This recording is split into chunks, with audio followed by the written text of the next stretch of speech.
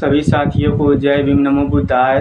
सबसे पहले तो मैं बहुजन समाज में जन्मे सभी महापुरुषों को कोटि कोटि नमन करता हूं और मैं अपने बहुजन समाज के लिए एक क्रांतिकारी आवाज़ देने का कार्य करता हूं। तो मैं सभी साथियों को यह बात बताने का कार्य करता हूं कि बहुजन समाज किस प्रकार से अपने उन्नति को प्राप्त कर सकता है और बहुजन समाज किस प्रकार से अपने विकास को बेहतर कर सकता है, किस प्रकार से अपना विकास कर सकता है और किस प्रकार से आने वाली अपनी पीढ़ी का भी विकास कर सकता है। तो साथियों, हमारे समाज में आज भी देखा जाता है कि बहुत से लोग अशिक्षित हैं और अपने अधिकारों को नहीं जानते हैं। जब अपने अधिकारों को जानोगे ही नहीं तो किस प्रकार से अपनी रक्षा कर पाओगे। हमारा देश एक लोकतांत्रिक देश है। इस देश में लोकतांत्रिक देश होने का मतलब है कि सभी लोग अपनी आवाज़ सरकार के समक्ष रख सकते हैं और अपनी जो भी दिक्कत समस्याएं उस सरकार से अपनी आवश्यकताओं को पूरी कर सकते हैं। तो सभी साथियों से मेरा यह निवेदन है कि आप लोग अपने बच्चों को शिक्षित करने का कार्य कीजिए ताकि आप लोग अपने अपने अधिकारों का जान सकें कि अधिकार हमारा क्या है। बाबा साहब ने हमें विभिन्न प्रकार के अधिकार दे गए हैं। बाबा साहब ने जब संविधान लिखा तो सबसे पहले उन्होंने छुआछूत का अंत किया और हमें एक समान लोगों के साथ रहने का अवसर दिया। आप लोग को पता ही होगा कि हम लोगों के साथ किस प्रकार के भेदभाव किया जाता था। हम लोगों के साथ विभिन्न प्रकार की कुरीतियाँ हम लोगों के ऊपर थोप दी गई थी और अगर हम लोग उनका पालन नहीं करते थे तो हमारे समाज के साथ विभिन्न प्रकार के घिनौने कार्य किए जाते थे। आप लोग जानते ही होंगे कि केरल में महिलाओं को, हमारे समाज की महिलाओं को स्तन ढकने का अधिकार नहीं था। अगर स्तन ढकना जो ढकती थी तो उन्हें टैक्स देना पड़ता था। तो आप लोग जानते ही हैं कि कितनी प्रकार की हमारे समाज में कुरीतियाँ थी जिन्हें किसी ने नहीं दूर किया। सिर्फ एक ऐसे महान हुए बाबा साहब अम्बेडकर जिन्होंने हमें समाज में रहने की आज़ादी दी। हमें पानी पीने का अधिकार नहीं था। जिस तालाब में जानवर पानी पी सकते थे उस तालाब में हम लोगों को पानी पीने का अधिकार नहीं था। तो आप लोग जान सकते हैं हमारी ज़िंदगी जानवरों से भी बदतर थी। जिस तालाब में आप लोग सोच सकते हैं, सोच कर अनुभव कर सकते हैं कि जिस तालाब में जानवर पानी पी सकते थे, आज के हिसाब से आप लोग समझ सकते हैं उसमें हम लोगों को पानी पीने का अधिकार नहीं था। साथियों, रोंगटे खड़े हो जाते हैं जब इस प्रकार की बातों को सोचा जाता है। तो उस समय हमारे बाबा साहब ने इस पृथ्वी पर हम लोगों को वही सच्चे भगवान है हम लोगों के अगर माने तो उन्होंने ही हमें जीवन दान दिया। एक तरह से सोचें तो दोबारा हमें जीवन दिया है बाबा साहब अम्बेडकर ने ही। तो हम लोग क्यों माने देवी देवताओं को, भगवान को। हमारे तो भगवान डॉक्टर बाबा साहब अम्बेडकर न हुए। उतने जब भगवान थे तो क्यों नहीं किसी ने हमें इस प्रकार की कुरीतियों से दूर करने का कार्य किया। क्यों नहीं उन लोगों को दंडित किए जिन्होंने इस प्रकार की कुरीतियों को बनाया। तब भगवान कहाँ थे। उन लोगों ने तो ये भी कहा है कि भगवान ने ही ये सब बनाया है। तो हम क्यों माने उस भगवान को जिसने इस प्रकार के मानसिकताओं को द्वारा जो भी बनाया था। हम लोग क्यों माने उस भगवान को। हम लोग तो उसे इन भगवान मानेंगे कि जिसने भगवान के द्वारा बनाए गए नियम को ही बदल दिया। हम लोग तो उसे न भगवान मानेंगे, अपने डॉक्टर बाबा साहब अम्बेडकर को। तो हमारे समाज को मैं यही संदेश देना चाहूँगा अपने समाज को कि सभी लोग शिक्षित होखें और थोड़ा समझदारी से बातों को समझने का कार्य करें। क्या उचित है, क्या अनुचित है। किसी प्रकार के पाखंड में विश्वास ना करें और न किसी के झांसे में आए।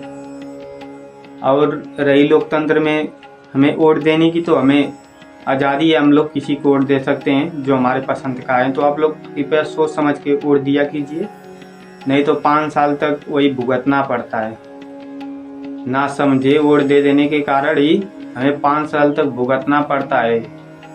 अपनी गलतियों का फिर एहसास होता है कि हमने क्या गलत कार्य कर दिया। तो आप सभी लोगों से मेरा यह निवेदन है कि आप लोग वोट सोच समझ कर दें, उसी को वोट दें जो आपके हितों की अच्छा करता है, नहीं तो वोट न दें।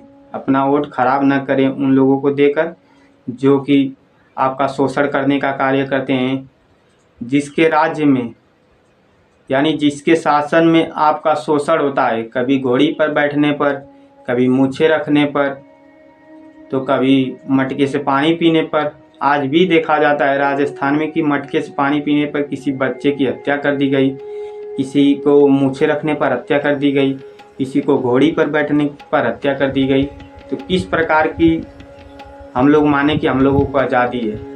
आज़ादी तभी हम लोगों को आएगी, बाबा साहब ने हमें तो आज़ादी दे गए, लेकिन आज भी हमारा समाज सोया है, उसको जान नहीं सका कि वो बाबा साहब ने हमें अधिकार क्या दिया है। जब अधिकार आप जानोगे ही नहीं तो उसका उपयोग किस प्रकार से आप कर पाओगे? आपको लड़ना होगा। लड़ने का मेरा मतलब यह नहीं कि आपको किसी से झगड़ा करना होगा, सर उसका फोड़ना होगा। इस प्रकार से लड़ाई नहीं, हमारी लड़ाई है अपने अधिकारों की छीनने की। मतलब अधिकार हमारा तभी मिलेगा जब हम लोग शिक्षित होंगे, पढ़ाई करेंगे। जब शिक्षित होंगे तो अपना अधिकार जानेंगे। बाबा साहब ने शिक्षा के बल पर ही इतना मुकाम हासिल किया और हमें अधिकार दिया, तो उसी अधिकारों को जानने के लिए हमें भी शिक्षित होना पड़ेगा। और शिक्षित होकर के ही हम अपने अधिकारों को जान सकते हैं और अपने अधिकारों को ले सकते हैं। तो सभी साथियों को मैं यही कहना चाहूँगा कि आप लोग शिक्षित होइए।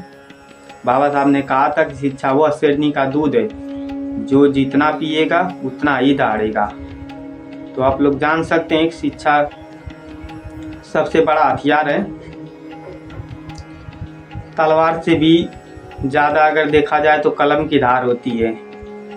दोस्तों, कोर्ट द्वारा दिया गया फांसी का सज़ा माफ़ नहीं कर सकता है कोई राष्ट्रपति को छोड़कर। आप जान सकते हैं तलवार की धार से भी जो कलम की हथियार होती है। तो आप लोग शिक्षित होइए ज़्यादा से ज़्यादा, मेरी यही आप लोगों से निवेदन है। तभी अपने समाज का आप लोग शिक्षित होंगे तो और अपने समाज को शिक्षित करने का कार्य करेंगे, जिससे कि हम हमारे समाज में जो भी गरीब वंचित, बहुत सारे हमारे समाज में गरीब और वंचित लोग हैं जो कि आज भी गरीबी रेखा से नीचे हैं। तो आप लोग जान सकते हैं किस प्रकार की गरीबी है।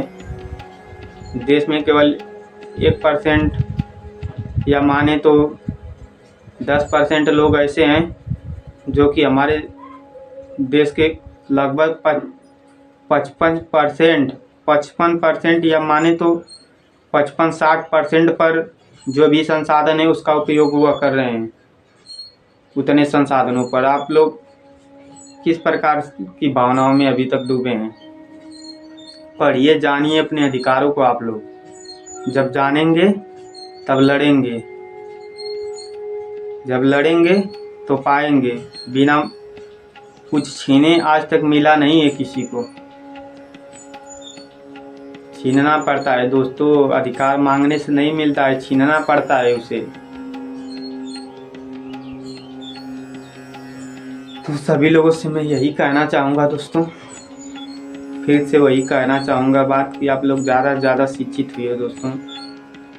अगर अपने समाज को आगे बढ़ाना है, अपने आने वाली पीढ़ी को अगर बेहतर बनाना है, अगर आने वाला अपनी भविष्य अगर आप लोग देखना चाहते हैं, एक आनंदमय ज़िंदगी जीना चाहते हैं, तो आप लोगों को पढ़ना होगा। पढ़ के ही कुछ किया जा सकता है दोस्तों।